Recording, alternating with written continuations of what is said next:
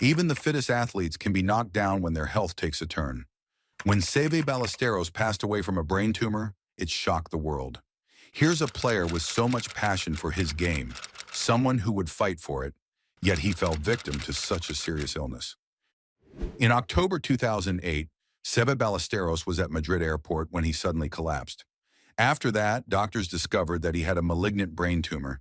Sev, known for his incredible strength and spirit on the golf course, didn't back down in the face of this challenge either. He went through several surgeries, along with chemotherapy and radiation, fighting as hard as he could. Despite his bravery, the tumor took a heavy toll on him. By 2011, his health started to really decline. His family had to make the heartbreaking decision to let everyone know that his condition was getting worse. On May 7, 2011, at just 54 years old, Seve passed away at his home in Pedreña, Spain. He was surrounded by his loved ones, and even though his battle was over, his legacy lived on. It was a tough moment for fans and the world alike, but his courage during this time only added to the admiration people had for him. What people will always remember about Seve Ballesteros is how fiercely he fought for his game, no matter what. Take his singles match against Paul Azinger, for example. There was a moment during the match when Ballesteros questioned whether Azinger's ball was legal and asked for a change. The referee ruled against him, and you could see how frustrated Seve was. It really got to him. Later on, Azinger hit his ball into the water, but then got a favorable drop, which only added to Ballesteros' anger. Sev believed that the American team was bending the rules, although he was quick to say that he didn't think they were actually cheating. But that wasn't the only time Seve found himself in a heated moment at the Ryder Cup. In another incident, he and his partner, Jose Maria Olazabal, were accused by the American team of trying to mess with their opponent's focus. The Americans claimed Sev and Jose were coughing on purpose during their backswings, which led to a pretty intense exchange between the players. Ballesteros' career is one that will never be forgotten. From a young age, Seve showed the world that he was destined for greatness in golf. He turned professional in 1974 at just 16 years old, already showing the kind of passion and talent that would later define his career. It wasn't long before he burst onto the international stage. His big moment came in 1976 at the Open Championship at Royal Birkdale Golf Club. Sev finished in second place, just behind the winner, Johnny Miller. He was leading the tournament after 3 rounds, but a final round 74 left him tied for second with none other than the legendary Jack Nicklaus, 6 shots behind Miller. Even though he didn't win, it was clear to everyone watching that Sev was a force to be reckoned with. That performance in 1976 set the tone for the rest of his career. Later that year, he went on to win the European Tour Order of Merit, which is the money title for the tour. This was just the beginning. Sev would go on to win this title a total of 6 times, a record at the time. His first major came in 1979 when he won the Open Championship. Sev's closing round of 70 was enough to secure the victory. It was a memorable win for a number of reasons. For one, Sev hit his tee shot into a car park on the 16th hole, but still managed to make a birdie. It was a display of his incredible skill and focus under pressure, and it showed why he was so beloved by fans. In addition to his Open Championship win in 1979, Seve had an amazing run in the 1980s.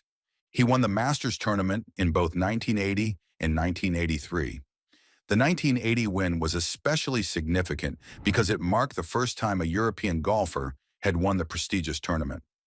At 23 years old, Seve became the youngest winner of the Masters at the time, a record that would later be broken by Tiger Woods in 1997. But that didn't take away from how special Seve's victory was in 1980. His win also made him the first European to win a major in America, making him a trailblazer in the sport. Seve's 1983 Masters victory was just as impressive. The tournament was delayed due to rain, but Seve stayed calm and collected, going on to win by 5 shots. He became the last player to win the Masters on a Monday, as the final round was played then due to the weather delay. For Seve, that win was another shining moment in his career. Sev's passion for the game was evident in everything he did, and his victories on the course were just the beginning. He went on to win the Open Championship again in 1984 and 1988, cementing his place as one of the greatest golfers of all time. His 1984 win at St. Andrews was especially memorable. After sinking a putt on the 18th green to win, Seve said that it was the happiest moment of my whole sporting life. It was the perfect ending to an unforgettable round. But Seve wasn't just focused on individual glory. He was a key player in the European Ryder Cup teams for much of the 1980s and 1990s. Over the years, he played in 37 matches against the United States, scoring 22 1-2 points. His partnership with fellow Spaniard Jose Maria Olazabal was one of the most successful pairings in Ryder Cup history. Together, they won 11 matches and have two, showing the kind of chemistry and teamwork that made them a formidable duo. Seve's contributions to the Ryder Cup went beyond his playing career. He captained the European team to victory in 1997 at Valderrama Golf Club in Spain, the first time the Ryder Cup was held in continental Europe. That win was a crowning achievement for Seve, as it solidified his role as one of the most influential figures in the history of the competition. In addition to his Ryder Cup success, Seve was also on top in terms of rankings. He was the first European golfer to be ranked #1 in the world, a position he held for a total of 61 weeks between 1986 and 1989. His time at the top was a testament to his consistency and excellence. He was also ranked #1 in McCormick's World Golf Rankings in 1983, 1984, and 1985, before the official World Golf Rankings were introduced. As his career progressed, Seve's focus shifted. He continued to play, but injuries began to take their toll. His back problems, in particular, made it harder for him to compete at the highest level. By the late 1990s, Seve was playing less often, but he made a notable comeback in 2005 when he competed in the Madrid Open. He expressed a desire to play more tournaments in 2006, but his physical condition made it increasingly difficult.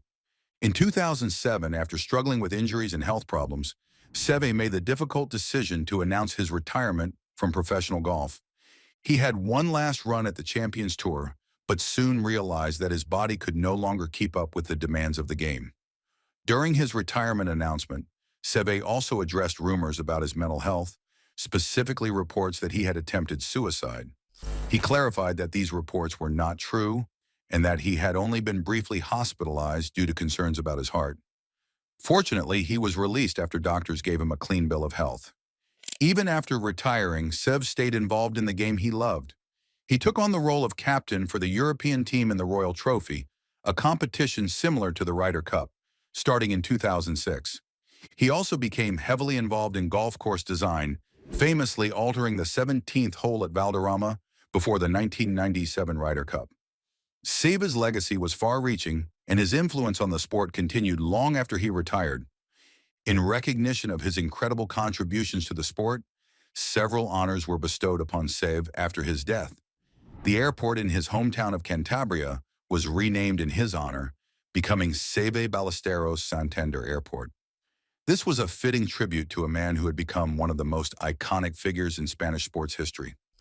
The European Tour also made sure to honor Seve's legacy. In 2017, the European Tour Players Player of the Year award was renamed in his honor, and the first recipient of the Seve Ballesteros Award was Henrik Stenson. This award serves as a reminder of Seve's impact on the game and the respect he earned from his peers. And that's a wrap for today's video. If you enjoyed it, don't forget to hit that like button, leave a comment, and subscribe so you never miss out on our future content. Thanks for watching.